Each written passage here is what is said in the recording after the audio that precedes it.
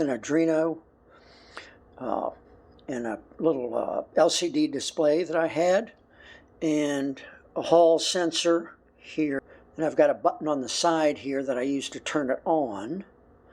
And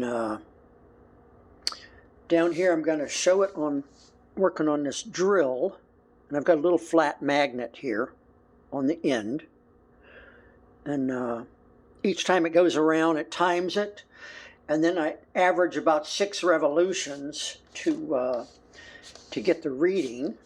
So I'm going to go ahead and give this a try now. I'll get this close to it.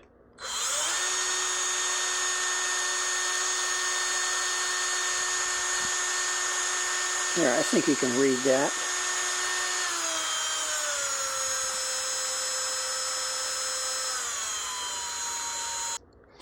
And that's how it works.